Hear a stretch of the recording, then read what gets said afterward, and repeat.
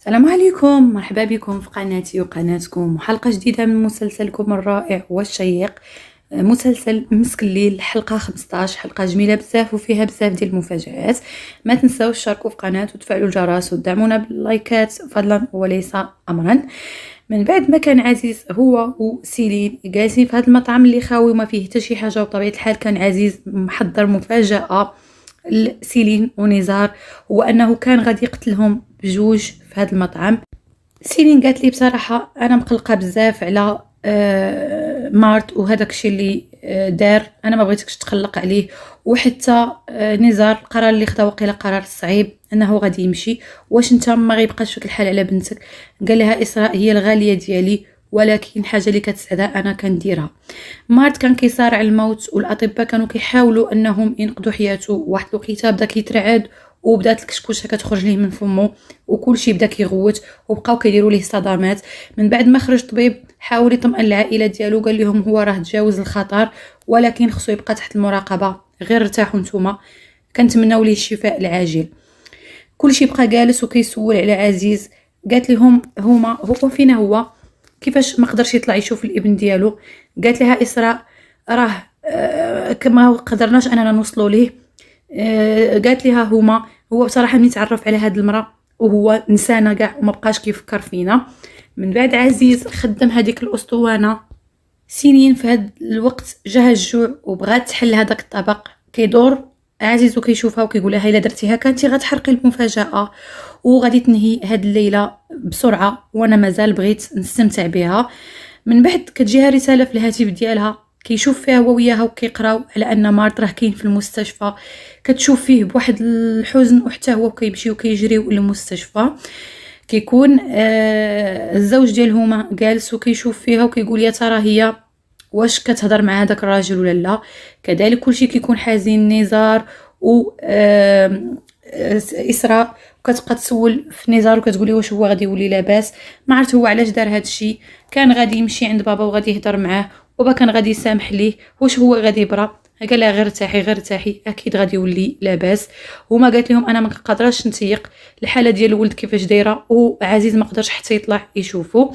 من بعد كيخرج عندهم الطبيب وكيقول لهم هو راه بخير الحمد لله، راه تجاوز مرحله الخطر، خاصو غير يرتاح واحد شويه واكيد غادي يكون لاباس. وديك الساعه غادي نبداو معاه العلاج باش ما يعاودش يرجع لهاد المخدرات مره اخرى. فرح كل شيء وكتمشي مع الطبيب هما والزوج ديالها. كتبقى اسراء فرحانه وكتقول لنزار الحمد لله انا غادي نمشي نطمئن بابا، راه مني جا هو جالس لتحت في الدروج ما قدرش يطلع. من بعد كتهبط لعنده كتقرب منه وكتجلس حداه وكتقول ليه بابا راه الطقس بارد، واش انت ما جاكش البرد؟ ما جاوبهاش. من بعد كتقول ليه احنا شفنا مارت، يلا سير حتى انت وشوفوا راه ولا لاباس، ولا انت كتعاقب نفسك بهادشي اللي كدير؟ ماشي غريبه، حيت مارت بصراحه هو طلع كيشبعك كيشبه ليك وحتى هو عاقب راسو بهادشي اللي دار. هي قالت ليه مهما عايشنا ومهما حزنا فاحنا كنبقاو عائله، واش ولدك رجع من الموت وانت ما بغيتي قدرتي تقول حتى شي كلمات؟ قال لها اسراء بركه. اسراء بركه ما بقيت باغي نسمع حتى شي حاجه وناض وخلاها. مشى طلع باش يشوف مارت. نزار هو خايد الماء وغادي يدخل باش يطل على مارت. كتقول ليه سيلين ماشي انا هي السبب. قال لها واش بصح ماشي انت السبب، انت بغيتي تدمري كلشي هادشي اللي في جنب ديالك. وهي كتهضر معاه كيوقف عليهم عزيز. كتقول ليه عزيز كيبقى يشوف فيهم بجوج بواحد النظرات، ومن بعد ما كيدويش وكيدخل للغرفه ديال الابن ديالو كيبقى كيشوف فيه بواحد الحزن وكيبدا كيقرب منه هكا بشويه بشويه حتى كيوقف حدا رجليه وكيبقى يشوف فيه وكيقول ليه ولدي شنو هادشي اللي درتي، انت علاش بغيتي تدمر راسك؟ من بعد كيمشي يقرب حتى النافذه وكيبدا كيعاود ليه على القصه ديال الام ديالو والحمل ديالها. مني ماما كانت حامله بيك الاطباء لاحظوا ان بقى في العمر ديالها عام واحد وممكن تفقد حياتها في الولاده، وعيات ما تلح عليا انني ما نطلبش منها انها تحيدك، ولكن واحد الليله انفعلات مني بزاف لانني كنت كنقول لها انا ما بغيتش نفقدك، ولكن هي قالت لي واش ما يمكنش نعطيك هديه نخليها لك في الاخر اواخر ديال الحياه ديالي؟ انا بغيت نعطيك هاد الهديه، واش انت ما تقدر ترفض هديه ديال امراه مريضه وخلاتك الام ديالك تعيش؟ ولكن انا خليت الام ديالك تعيش اسعد ايام حياتها في الاواخر ديال العمر ديالها. من بعد قال ليه واش بصح هادشي بابا، وهو يشوفوا انه فايق، وقال لي بابا انا كنعتذر منك بزاف، ما قدرتش نخرج من هادشي ودمرت كل شيء، انا كنطلب منك المسامحه. عزيز قال ليه ما تقول ليش المسامحه، انت ما درتي حتى شي حاجه، انا كنت كنتسناك بابا دائما في الباب ديال الحديقه ملي كنت صغير باش تجي، ولكن انت ملي كنتي كتجي انت ونزار وما كنتيش كتديها فيا. داكشي علاش عاد عرفت دابا القيمه ديال نزار. هذاك الولد اللي انا ما كنتش كنحمله هو اللي نقذ حياتي البارح، هو اللي نقذ حياتي، وانا بفضلو انا دابا راني باقي عايش.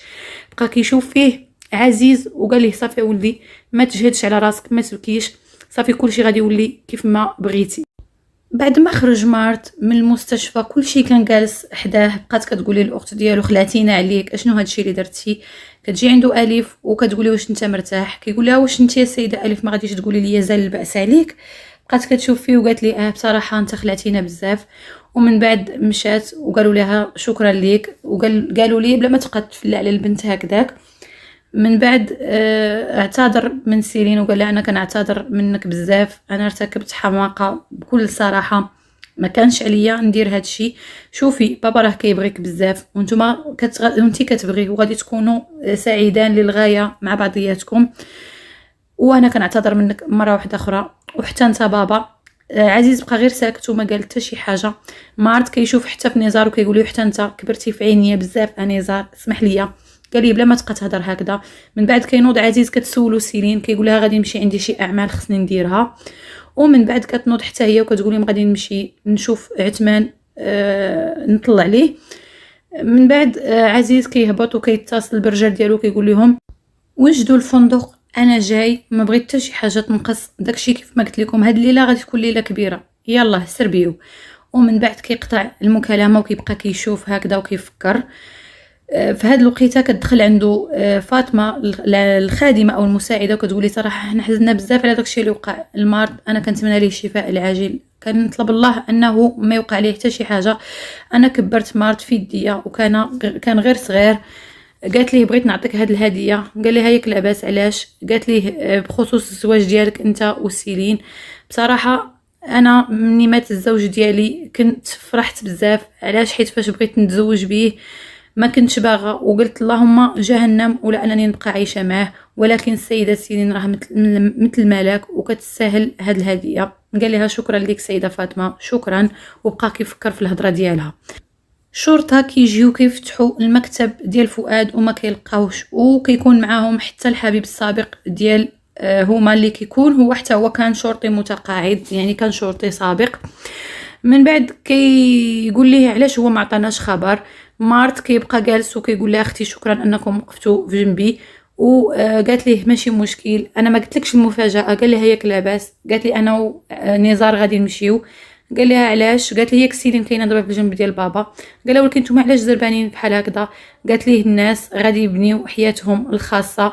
ومن بعد بقات كتشوف هما وقالت لها انا ما كنقدرش نخلي عائلتي ونمشي. قالت لهم على كل حال حنا غادي نمشيو غدا في الصباح الباكر. بقات كتسمع فيهم حتى سنين اللي كانت في الدروج وواقفه. ملي سمعت الحوار حول المشيان بقات قربات وبقات كتسمع اكثر وبدات كتنهار. فهاد الوقيته ناض نزار وقال لهم انا غادي نمشي. قالت ليه اسراء فين غادي؟ قال لها غنمشي نقضي شي حاجه ومن بعد نرجع. قالت لي حتى انا غتلقاني وجدت الملابس. دخلات بواحد السرعه سنين للغرفه ديالها وبدات كترعد وهزات الهاتف وقالت لا ما يمكنش هادشي، ما يمكنش. اتصلت بهذاك الشخص اللي دائما كيتصل بها وقالت لي انا ما يمكنش نكمل في هذه اللعبه. قال لها لا ما يمكنش، جمعي القوه ديالك ووقفي على رجليك. قالت لي الا خسرت كارطار مره اخرى انا ما غاديش نقدر نخسرو مره واحده اخرى، لا انا صافي ما غاديش نقدر. قال لها واش انتي فتاه صغيره واش حنا كنلعبوا؟ قالت لي انا الفتاه الصغيره اللي بغيت نفرح، صافي انا غنهي هذا الشيء، انا غادي نهضر معاه. وهي تقطع المكالمه. نزار في هذا الاثناء وصل المنزل ديال الصديق ديالو وبقى هكذا كيفكر في الوقيته اللي كان عزيز حتى هو كيفكر في المفاجاه اللي غادي يحضر لسنين.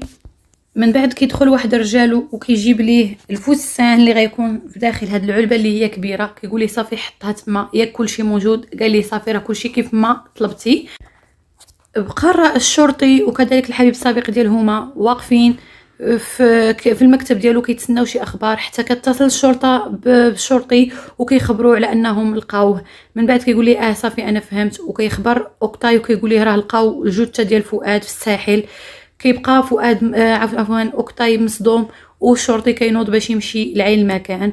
من بعد كيبقى اوكتاي كيقول لا ميمكنش هادشي، انا خصني نعرف شكون اللي دار هاد الحاجه. الصديق ديال نزار كيجي بواحد السرعه وكيوقف وكينزل وكتكون كتسناه سيلين. كيقول لها شنو هادشي عاوتاني، انت شنو بغيتي؟ قالت لي انا ضروري بغيت نمشي عند نزار، عافاك ديني عنده. قال لها اصلا هو بقات فيه قطعه من الروح، انت شنو بغيتي ديري؟ واش بغيتي تاخديها عاوتاني؟ قالت لي لا عافاك خذني عنده، انا خصني نقول ليه شي حاجه اللي هي ضروري. هاد المره ماشي كانت فلا، انا ما طلبت منك حتى شي حاجه وما عمرني ما غنطلب منك شي حاجه اخرى، عافاك غير ديني لعنده. بقى ساكت وكيشوف فيها وكيفكر واش يديها ولا لا. من بعد عزيز كنشوفوه كيتصل بسيلين وكيخبرها البلاصه اللي غادي تجي لعنده، وكيبقى واقف هكذا وكيشوف هذا المنظر من الفوق. نزار كيكون جالس في المنزل ديال الصديق ديالو وما كيبقاش يقدر يتنفس. واحد شويه كيشوف هذيك ملكه الليل وكينوض وكتقول ليه هي كتحل البراعم ديالها خلال ليله واحده وكتدبل من بعد.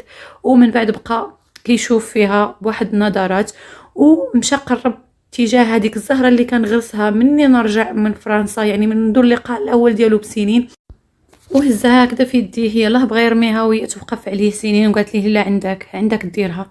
قال لها اشنو هادشي، انت شنو كديري هنا؟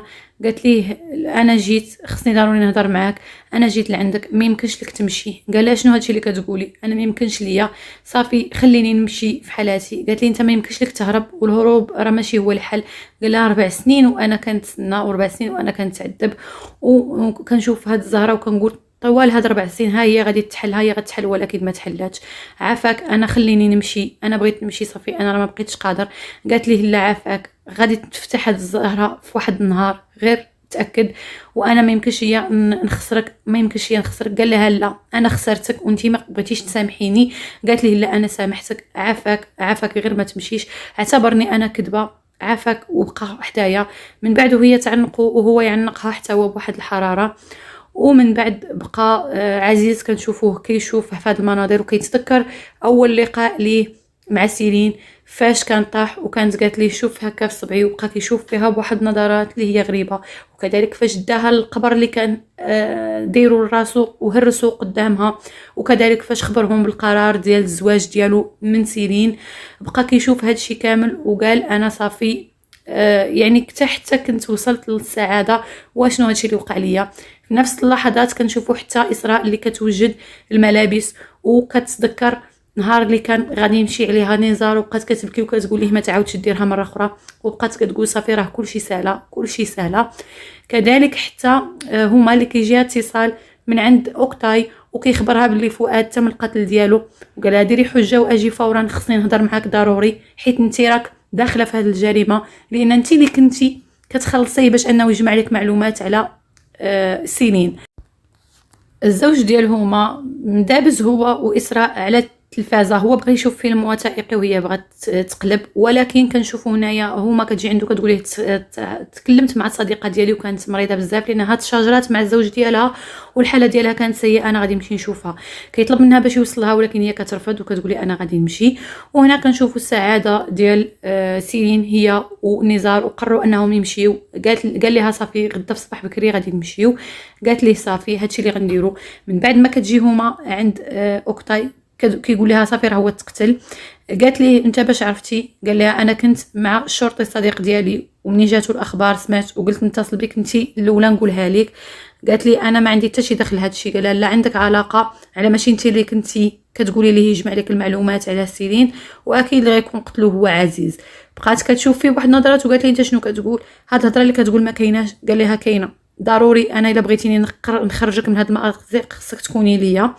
من بعد كنشوفوا سيلين ما كتجي عند عزيز هي داخله كيطلق ليها التلفازه اللي فيها الصوره ديالها هي ونزار، وكيقول انا كنت غادي نقتلكم في المطعم البارح ولكن السيده فاطمه اللي كتخدم عندي عرفتيها؟ قالت لي قال لها جابت لي هديه بسيطه حيت هذه هي العاده.